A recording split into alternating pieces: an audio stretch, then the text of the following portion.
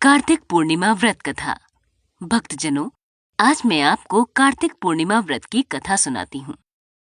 हिंदू धर्म में कार्तिक पूर्णिमा का विशेष महत्व है। पौराणिक कथा के मुताबिक तारकासुर नाम का एक राक्षस था।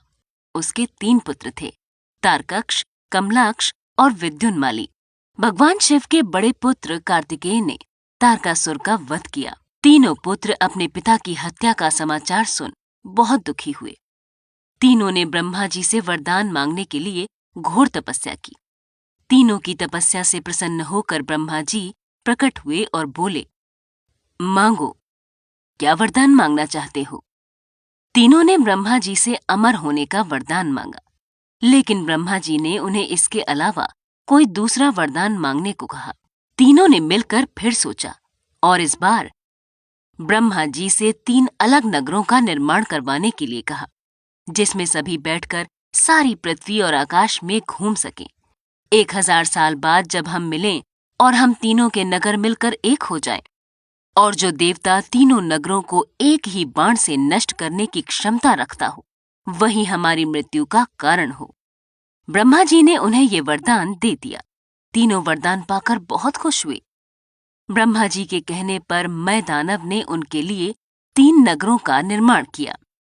तारकक्ष के लिए सोने का, कमला के लिए चांदी का और विद्युन्माली के लिए लोहे का नगर बनवाया गया। तीनों ने मिलकर तीनों लोकों पर अपना अधिकार जमा लिया। इंद्र देवता इन तीनों राक्षसों से भयभीत हुए और भगवान शंकर की शरण में गए। इंद्र की बात सुन भगवान शिव ने इन दानवों का नाश करने के लिए एक दिव्य रथ का निर्माण किया। इस दिव्य रथ की हर एक चीज देवताओं से बनी। चंद्रमा और सूर्य से पहिए बने। इंद्र, वरुण, यम और कुबेर रथ के 4 घोड़े बने। हिमालय धनुष बने और शेषनाग प्रत्यंचा बने। भगवान शिव खुद बाण बने और बाण की नोक बने अग्निदेव। इस दिव्य रथ पर सवार हुए खुद भगवान शिव। भगवान से बने इस रथ और तीनों भाइयों के बीच भयंकर युद्ध हुआ। जैसे ही ये तीनों रथ एक सीध में आए, भगवान शिव ने बाण छोड़ तीनों का नाश कर दिया। इसी वध के बाद भगवान शिव को त्रिपुरारी कहा जाने लगा।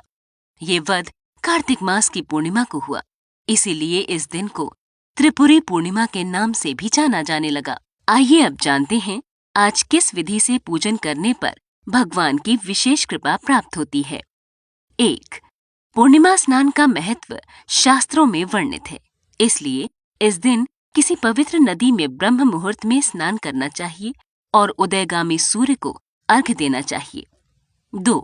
पूर्णिमा तिथि को दान करने का विशेष महत्व होता है। इस दिन हर व्यक्ति को अपनी सामर्थ्य अनुसार दान करना चाहिए। मान्यता है कि इस दिन चावल का दान करने से चंद्रमा मजबूत होता है। 3. कार्तिक पूर्णिमा के दिन दीपदान का विशेष महत्व होता है। मान्यता है कि इस दिन दीपदान करने से देवी देवता प्रसन्न होते हैं। 4. कार्तिक पूर्णिमा पर तुलसी जी की पूजा अवश्य करनी चाहिए।